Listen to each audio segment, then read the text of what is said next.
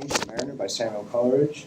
Water, water everywhere, all the boards did shrink, water, water everywhere, nor any drop to drink. What I meant by that is maybe a slightly sloppy metaphor that the sea represents the business environment, and the ship being tossed around could be GreenEcho.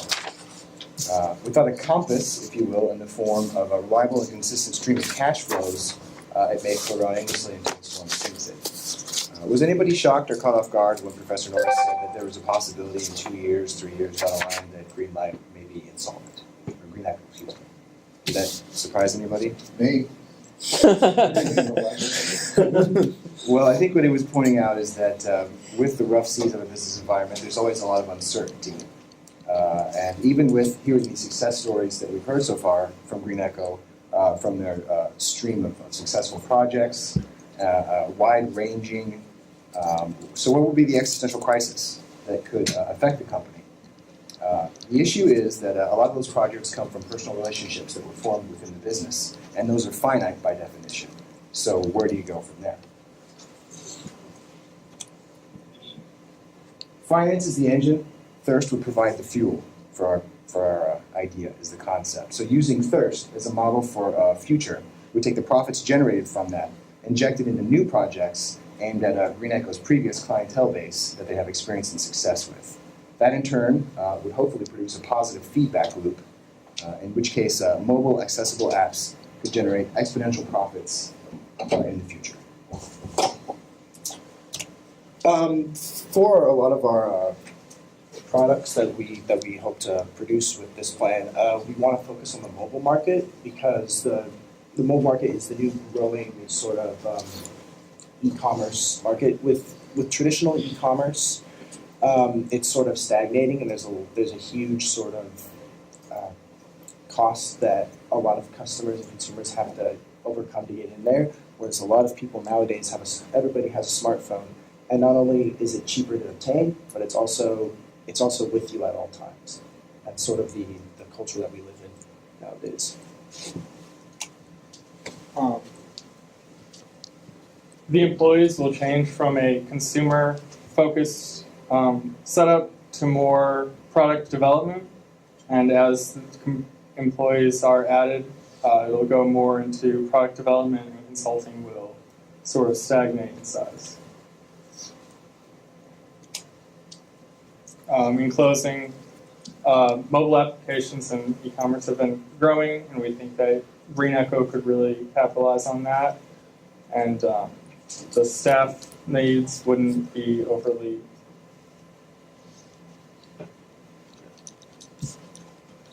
challenging. Thank you.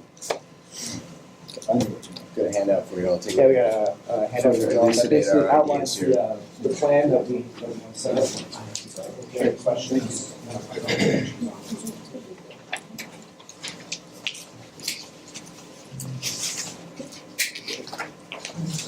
Awesome. Thank you, guys.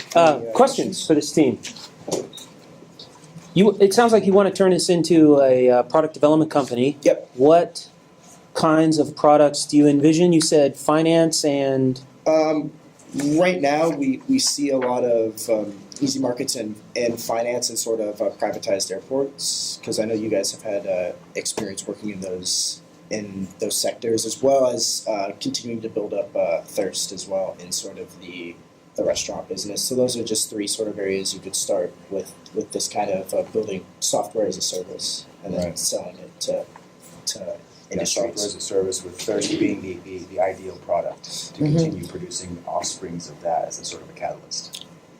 And also focusing on mobile as opposed to, I mean, you also have to produce sort of traditional Desktop environment. Desktop environment to work the back end, but we really want to focus on mobile since that's the growing market right now. Awesome, guys. Thank you.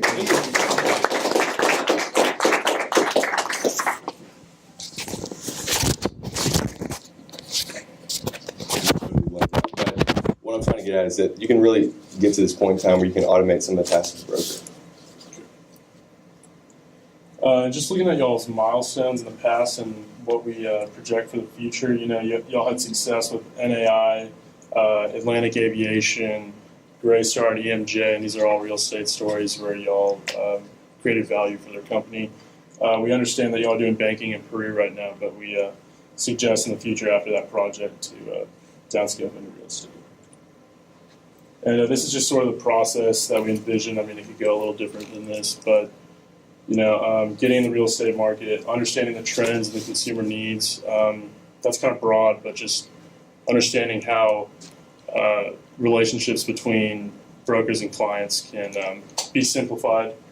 And then creating solutions, just creating value for different companies, how they see technological advancements and how y'all can implement that.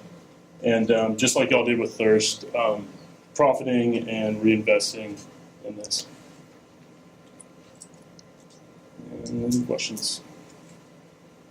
So I heard two things. I heard an industry proposal, like focus on real estate, but then I kind of heard a product proposal. Yeah, it's a little bit of both. So we're thinking that there is this increased need for IT in the real estate business, and because they've already had a couple products in there, we're thinking they can just continue to invest in the real estate industry, and with that, there's this product opportunity that it's moving in that direction. We think that GreenEcho could really kind of embark on that opportunity. Well, it's interesting you say that because what we're doing for EMJ, we just kicked it off this week, is we're actually building a complete incubator platform. EMJ is an incredibly large commercial real estate company. They build malls, they build hospitals, they build buildings, and they want to expand and be more and more people, and so they engage with us to kind of think through what that would look, and so basically they're going to come up with ideas for the commercial real estate business. They're basically going to do exactly what you guys just talked about. But they're creating and they want to own it. So if you have an idea that you have the best topsoil dirt for landscaping in and around office buildings in Scottsdale, Arizona, and you're an idea, you might become an EMJ company that does those sort of things. We think that they do. We can build that out on completely on the force.com platform. And it's going to be a pretty big deal. I think they're paying us a lot of money to do it. So you're on to something. All right, guys, we are tight on time, so thank you.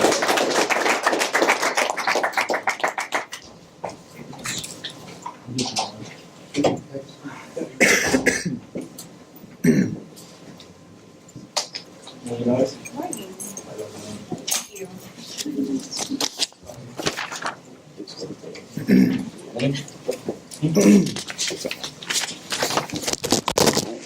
Sorry. Great. Good morning, guys. So we are Team Velasquez, and today we're going to be talking about a few practical ideas that GreenEcho can use. Which one is this? Here. That GreenEcho can use today in order to start increasing their profit margins pretty soon. Next slide, please. So today we're going to start by kind of defining what GreenEcho is. So through our talks with you guys, we found out that GreenEcho has been increasing its revenues for the past 5 years. It's been really good. Most of our clients are made through personal connections, and that 60% of your revenue is coming through Salesforce. So in a company growth model, you guys are about here. So this is called kind of a maturity stage. So this is where we think that you guys are going to start coming to a few problems where you might start running out of options. You're still going to make a little bit of revenue, but you guys can be doing a much better job. These are some of the problems that we found out while we were looking at you guys. So y'all told us that most of your clients are gained through personal connections, which is a little bit unsustainable. It's something that you guys told us that needs to be improved on. You need to find a way to reach out to other people that you don't necessarily just have a personal connection with. Salesforce is 60% of the income, means that you guys are gaining most of your revenue through one single source. And so if that source goes down, then you could have issues. And the last one is hiring concerns. So Peyton's going to talk to us a little bit about some solutions that will get you from here up to here. Yeah, so relating to those points that Michael said, as looking at your company, that kind of issues or problems that can be addressed. We, like the last group, felt like you could target an industry. In our case, as you can see from the handout, we chose two, those being the hospitality industry and financial services. Now, before we go into the individual industries, we'd like to kind of go over a few key points, a benefit of just targeting in any industry, what a general benefit would be. The three we found were stronger reputation, We felt like this is key because, like Michael said, instead of reaching out to clients and try to bring them in with personal relationships, if you have an established a reputation within an industry, that can be your thing that brings them in. And then a higher degree of stickiness. If you've been in an industry and the further and further, say you get into the hospitality industry, the further likelihood it would be you would understand the client's expectations, and as you bring them in, hopefully create a higher degree of stickiness. And as far as hiring and recruiting goes, we felt like that'd be kind of a double-edged sword. You know what qualifications that you need in a specific candidate if you've tailored that to the industry you feel like you're going to target. And as far as recruiting them goes, we felt like you could have a more focused mission. Say we're going to be a major player with financial service clients or the hospitality industry. We felt like that's something we could promote to help bring on younger talent. And going into the first industry that I spoke of, the hospitality industry, there's two main points that we felt like this would make sense for GreenEcho. One is the thirst, the success that's had going into the restaurant industry. We felt like that's related, kind of just a small corner of the hospitality industry. And that kind of has the ball already rolling towards the hospitality industry. So we felt like that's something you could leverage. And the second key point to this is just kind of the point I already touched on, is how it's just the restaurant industry is just, as you can see, we set it up like a scale here. It's just a very small percentage of what we feel like you could do. Right. So the next industry we kind of want to talk about is financial services. Currently, financial services makes up about 19 to 20% of the overall IT consulting revenue, which approximately for you would be about $75 billion in that industry. We think that would be an amazing industry for you to go into in the United States, and we think you have the capabilities to do it as well. A lot of financial providers, including banks, investment banks, real estate, all those companies are going to need CRM systems, data protection, mobile banking, and algorithmic trading. So if you're able to find a way to capture those capabilities and utilize those in the financial services market, as technology advances, financial services are just going to get more and more complex. It's going to keep growing. So we definitely encourage you to look along that route. A couple examples of specific CRM that you might want to specialize in are Guestware, Marketing 360, and Really Simple Systems. As we kind of mentioned earlier, you talked about how 60% of your revenue kind of comes through one platform. And we think that although we want to downscope and put you more specialized into industries, we think being more capable within those industries is going to be a huge advantage to you. So if you're able to learn on a couple of these platforms, although you might not have to stick with these specific ones, we think the idea of kind of branching out and picking some new ones might be a good idea for you. Guestware in particular is for the hospitality industry. That's great with big data analytics, and it also shows a lot of loyalty and sales programs. Marketing 360 is great because that goes along with financial services, and that again sends emails directly from your CRM account. It's used primarily for large financial businesses, and it's a lot more affordable. And then Really Simple Systems is going to be kind of your highest end platform, also for financial services, for smaller B2B companies, and it gives you a lot of in-depth reports and sales forecasts. So those are some examples of some specific CRM you can go into. And then lastly, looking forward, we think that if you focus specifically on hospitality and financial services, this is going to increase your brand and your credibility. And then going forward, you're going to be able to capture more of that market share and hopefully be able to acquire the top talent that you've been seeking. So thank you for coming out today, and now we're open for any questions. So quiet. Well, I think the hospitality space is definitely a big market for us. There's a ton of venture capital that's going into software platforms and mobile platforms and new POS platforms and all that in hospitality. And for a lot of the reasons that you guys talked about. All right. Thank you, guys.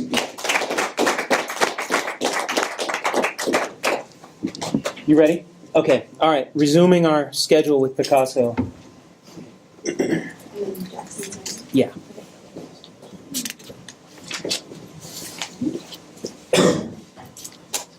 And guys, the timer is running.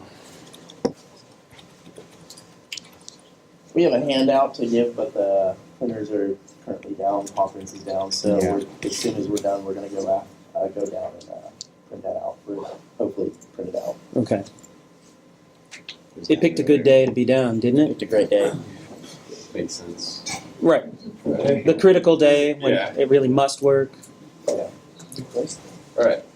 So for the last 20 years or so, technological innovation has continued to just increase at a unprecedented rate. Many industries have been able to catch up and stay with the times, but one industry that we think is a little far behind and could use someone like GreenEcho for help is the banking industry. So for banks, and especially for either international banks or smaller banks, they need updated, customized software, cloud migration, big data analysis. But that's only a few things. They could use platform, any like platform innovation, software, customization, and then there's current trends in banking, mobilization, financial services, as the group before us pointed out, are a large part of the IT consulting space. And overall in banking, there's just an increase in competition over what services that you need to offer in order for, I guess, the clients of the bank to choose them.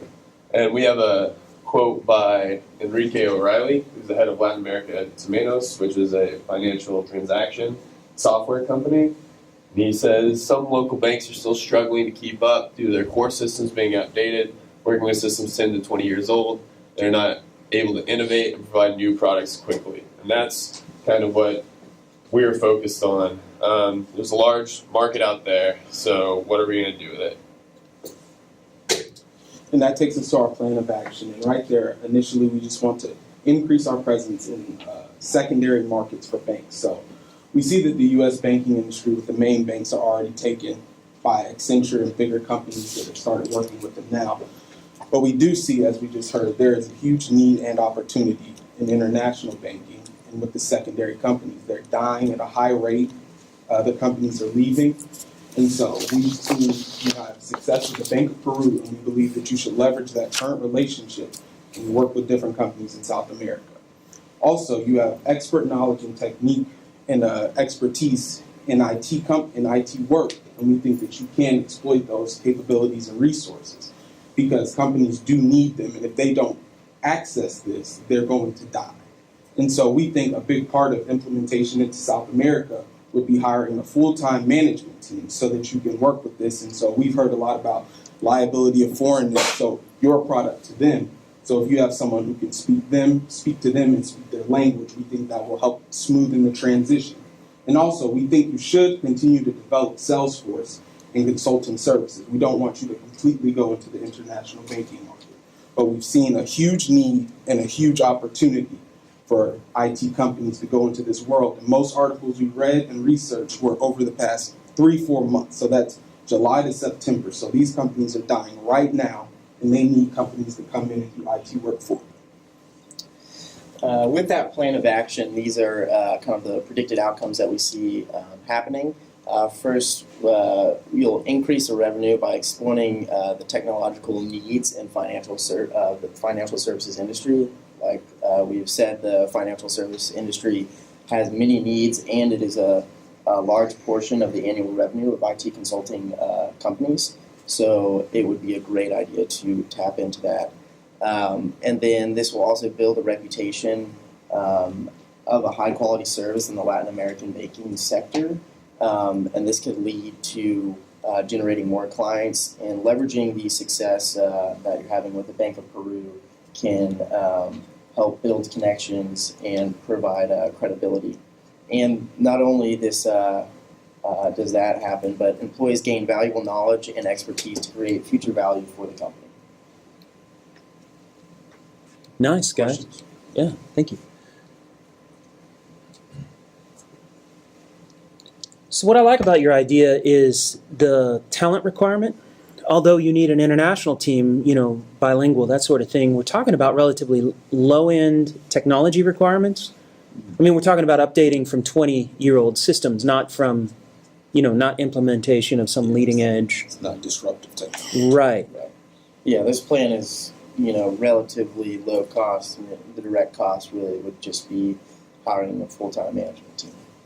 Starting this, a lot of it would be based on your relationships, and you'd have Yeah, to start you would from. think that.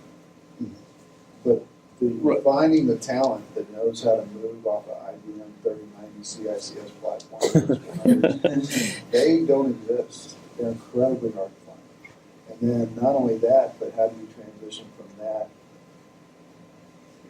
Platforms, which by the way, when I was in ISY, that's what they were teaching we haven't used, and they're still using those systems. There's still Cardex systems, there's still CardScan systems, there's still massive COBOL systems. And the problem is always people at a time. And so we have a very difficult time finding people that know how to do that sort of thing. And that's a big problem that we have. Well, not, who cares about bilingual? I mean, I'll take anybody that can find it. So we have worked hard at saying, well, how do we productize this and how do we scale it? And the biggest challenge is where do you find people? Not only people that know how to do it, but the ones that want to go to Peru and do it, or want to go to Bolivia and do it, or want to go to Argentina and do it. But if we can figure that out, then we can charge whatever we want. And Bank of Peru pays us a very handsome amount of money because, fortunately, we have a Greg Blau that has got that background and knows how to do it. And they've been able to serve IBM and Accenture and everybody else that's down there. So the demand is absolutely there. The problem is how do you service that demand because the talent pools have retired or are retired. Awesome, guys. Thank you.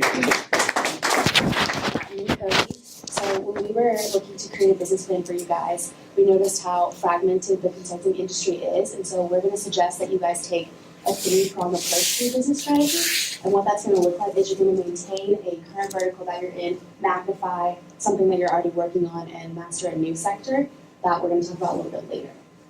So first we're going to talk about Salesforce. This is something that your company obviously has proven strengths in. And so this slide is just to kind of highlight the positive and continued growth of the CRM industry. As you can see and probably know, Salesforce has about 29% market share, and this industry overall is reporting about $15.1 billion in revenue. So it's highlighting the fact that this is a good industry that's continued growth. So we don't want you guys to stop doing that because you're good at it and this is a positive trend. So we're suggesting that you don't really amend anything that you're doing with Salesforce, that you keep it going because I think that will really continue to propel you guys forward. Our second vertical is increasing the banking vertical by magnifying it. So, as other groups have stated, banking has seen an increase in CRM capabilities, data analytics, and core platform replacement. So, we suggest first starting in the United States and regional banks, first starting with savings banks. In the past, some savings banks have utilized various companies to come together. Like I said, it's fragmented, so it's not one-stop shop, but partnerships, such as Washington Federal and Pennsylvania Community, and they increase their asset growth, deposit growth, core deposit level, and decrease their account attrition by great percentages. So we say for starting that. Also, there's a 5-year projection of establishments decreasing in the United States, but also commercial banks are going to continue to increase and small savings banks will decrease. We suggest then penetrating the regional commercial banks and the national ones through the acquisition process, creating those, once the smaller savings banks are acquired, then you can develop relationships with these larger banks and increasing your market share within the United States as a whole. We then suggest going global. Global banking has increased, commercial banking is increasing in a global nature, with projected revenue growth of 15.57% by 2021 to basically $2.5 billion. In Europe, the Basel Capital Accord has deregulated markets, allowing for easier entry into various markets, and that allows the potential to enter into the European Union and acquire more market share. Europe accounts for 40.7% of the total assets of the commercial banking industry, and there's an increasing need for CRM implementation. We suggest you penetrate the European market that way through these global banks, and then you start focusing on North Asia. North Asia accounts for 15.7% of total assets, and they're focused on multi-channel technology enhancement. Once you penetrate the global commercial banking market, we then suggest you go move to China. China currently accounts for 28.1% of assets of the top 50 banks. The 5-year projections is 12% annual total asset growth to $48.2 trillion, and 5.4 annual revenue growth to $818.5 billion. Industry changes in 2007, the Chinese Banking Regulatory Policy, Chinese Banking Regulatory Commission relaxed their policies by allowing more increased rural financial markets. So it's allowing a lot of different regional banks and small savings banks. So we then suggest that GreenEcho implements its strategies that it did in the United States and restarts that in China. Awesome. And then the last thing that we're going to talk about, the mastering, is healthcare. So it's a completely different vertical than y'all have been in. And it's kind of different than the things that y'all have done, but we think that it could be really profitable because it's growing so much. And a couple reasons for that: aging population, also legislative changes enacted in 2009 required that all healthcare providers implemented an electronic health record system by 2015, so EHR. And so at that point in 2015, all these healthcare providers had waited until kind of last minute to do it, and it kind of ruined the entire systems, all the systems that they had planned on implementing, just because they didn't have time to really research and implement well. And so what this looks like is you take an MRI and it's not actually input into the file, like into the patient's file, because it doesn't communicate well, or you go to a hospital outside of the network and you have to print the file and fax it over to the hospital as opposed to sending it electronically. So that's kind of there are two things that we kind of thought GreenEcho could do in that area, and that's implementation and optimization. So in terms of implementation, there's not as much to do because the majority of healthcare providers have already implemented it, but there are some who resisted and have not done it yet. So there's an opportunity there, and there's also an opportunity for individual or healthcare providers who are interested in switching which system that they're currently using based on your recommendation. And then optimization. The government has provided incentives for companies who are using their EHR systems meaningfully, so meaningful use, and that's defined in three different stages by the government, and there are incentives for that. And so a lot of these companies aren't actually making it to that stage just because they're not optimizing their systems in the right way. They kind of just set up and leave it. So we think that that's a huge area that y'all could break into. And so kind of some numbers: industry revenue is currently at $5.8 billion, and there's a 9.3% annual growth rate for the healthcare consulting industry, and that's actually larger than any other consulting industry. And there's a graph on your handout that kind of shows where it falls among other consulting industries. And the last thing is informatics. So all this information is just put into these systems and then it just sits there. Using an existing system or creating one could provide GreenEcho the opportunity to do analytics on all the data and then actually help these hospitals run more efficiently. And so there are significant increases to be seen in profitability, efficiency, and security for the hospital and healthcare providers as a whole. Okay, so as a whole, we suggest that GreenEcho really decreases the focuses areas of focus in their industry. This will allow them to kind of avoid market competition and penetrate these new verticals. Nice, guys. Thank you.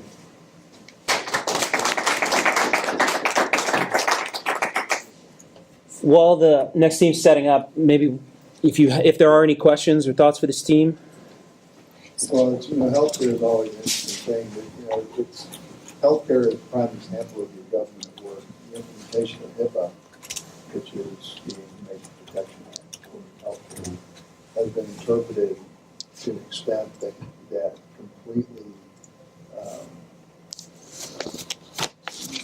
just neuters the ability to be innovative and create things in the healthcare space. And that's not what it's intended to do, but that's what the government does, is it messes things up.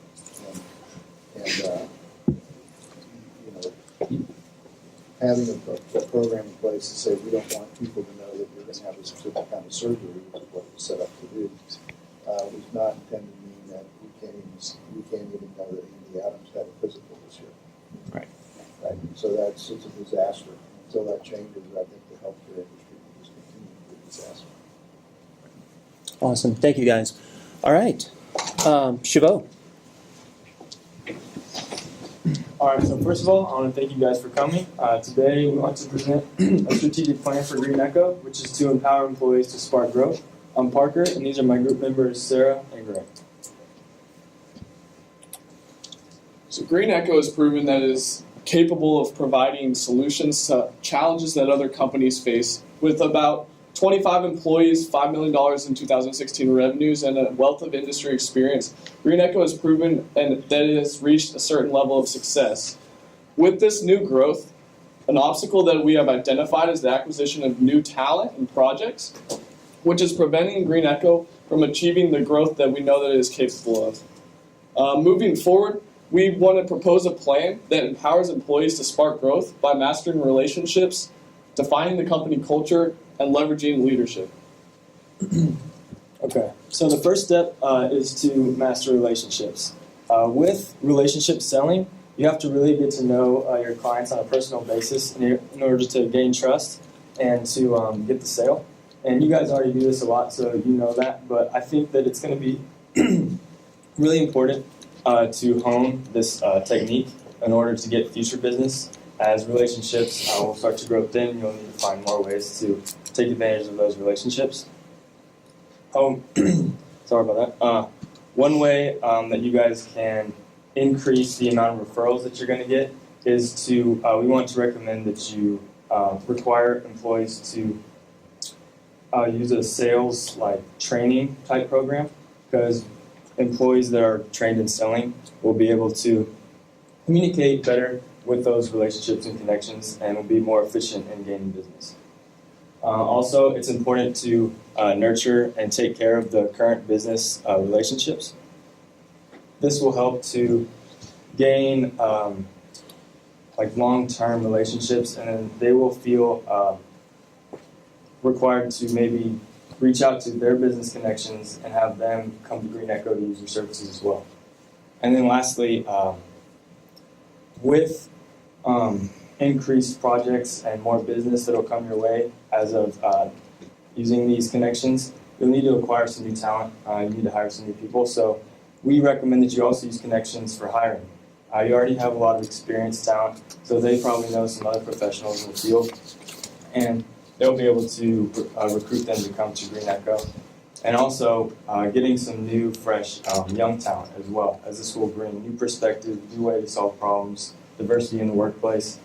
And one way to do that is to define your company culture, which is the next step for our plan. So currently GreenEcho, there is mission and vision on paper, but we really think that GreenEcho needs to focus it, and in order to get employees to buy into that company culture. And so we can do this in 3 ways. The focus on exceptional service. So GreenEcho desires to deliver exceptional service, and so establishing that standard across all locations, whether they are in Peru or in different geographic locations. And then also there needs to be an atmosphere of innovation. So employees should be encouraged to innovate, whether that is creating a new product or software, or seeking out these new industries, or building relationships with potential clients.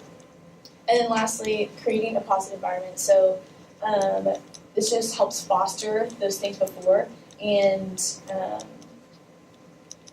it'll just increase the other two.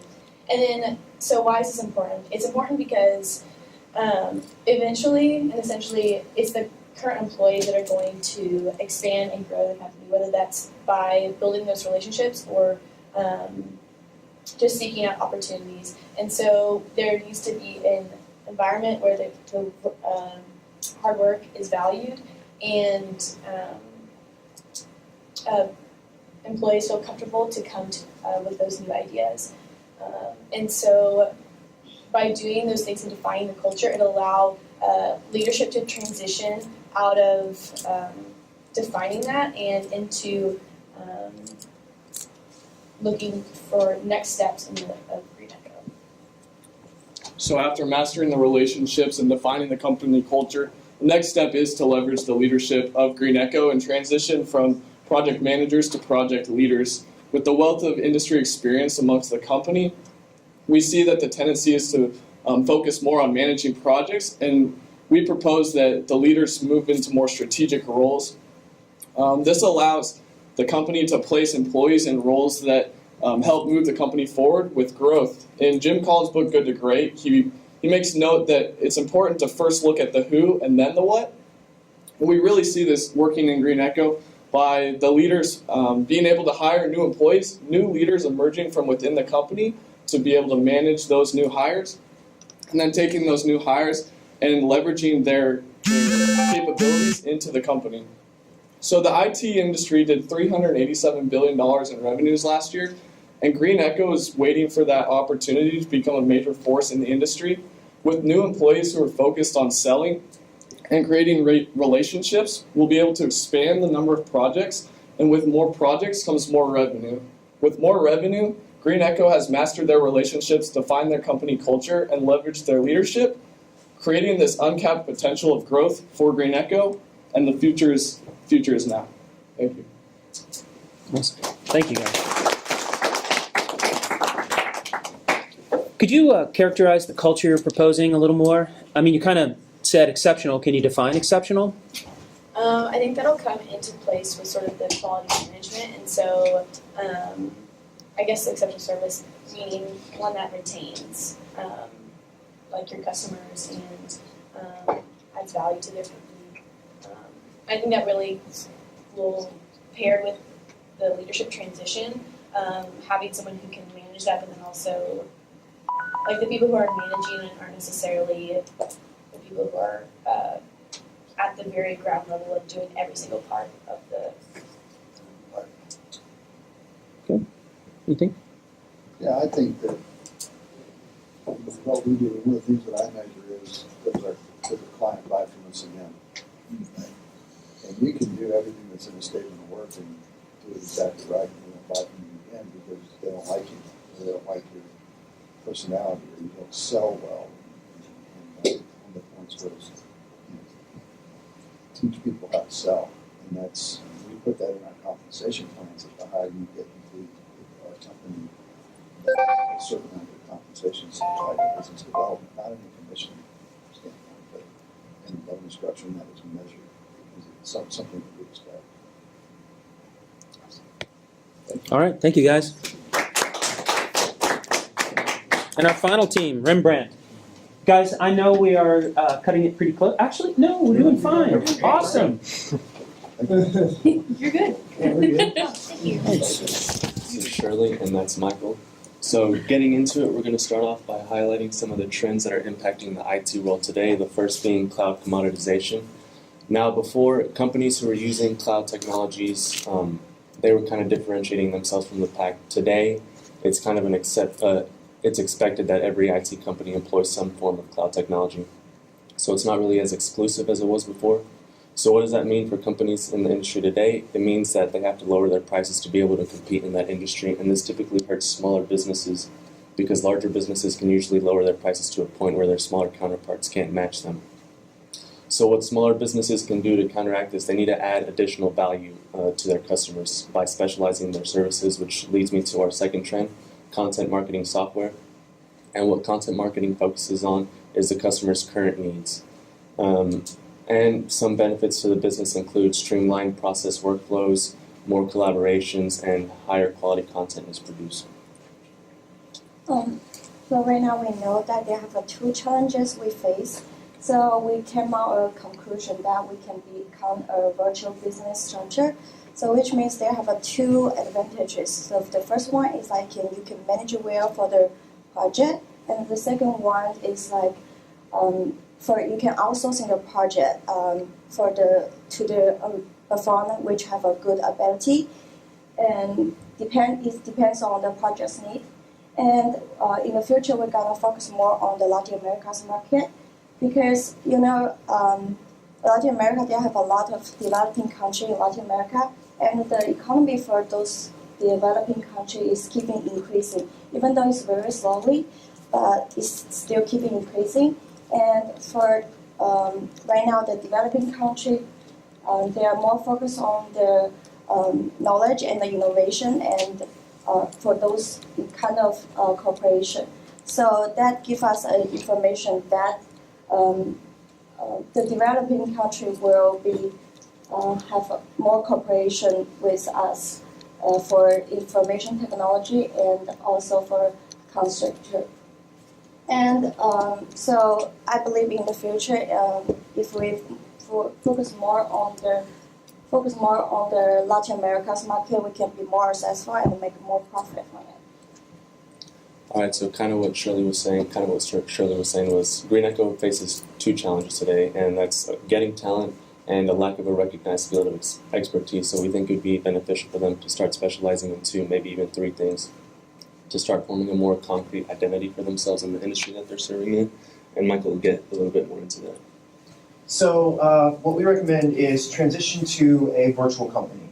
What that means is developing a network of subcontractors that you manage rather than directly hiring new employees. So you develop partner companies with expertise in a variety of fields. That way you don't have to go out and find individuals with a specific talent to recruit.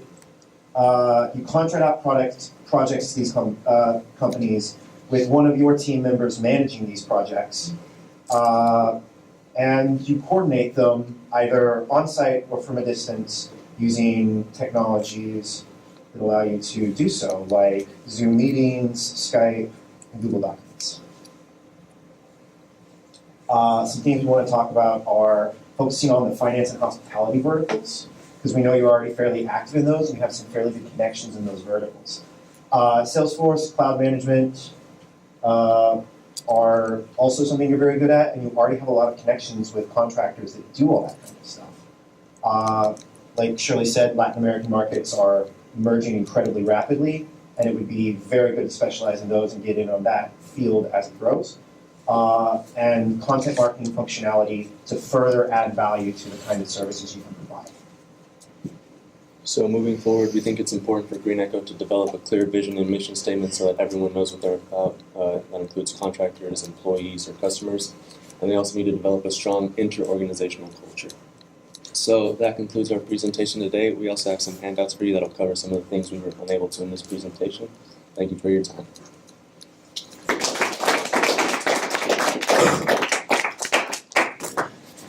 Any questions? You know, the contracting with third parties is always intriguing because it's opportunistic and you don't carry the cost. The problem is that you end up not managing the quality. And you also don't manage the people. They're not culturally aligned with you. And so there are trade-offs with it. And, but a lot of companies do, and Accenture outsources an enormous amount of work to contractors. And I think that's just the nature of the business. We use contractors in some occasions, but I think by having virtual technologies, which do exist, it makes it a lot easier. You have Slack, and you have Skype, and you have Google Docs, and all these things are all in the cloud, which makes it quite easy to have developers that are in Crescent View, Colorado, and Butte, Montana, and Houston, Texas, and Dallas, Texas, all working on the same thing. And one of the reasons we said that this might be a good idea is because we got the impression that you actually have a fair number of people that are hired by contract, and that since talent acquisition is relatively difficult because a lot of these people that really have great specialization in areas have their own consulting firms, picking those up and using them to manage your projects or to do the grunt work for your projects and having your team manage them would actually be a really powerful tool and a great way to save money. And tap into that expertise that you guys keep trying to get. All right, thank you guys. Well done. If you guys can, in your paper, talk a little bit about quality management. All right, in the virtual. Oh, perfect. Thank you. All of that. All right, guys. So we're going to take a moment to talk about this, and I'll announce the winners later and the prizes at the final exam. So just remember, your slides are due, I think at noon or something like that, and then papers on Wednesday. We'll see you. Good luck, guys. Thank you.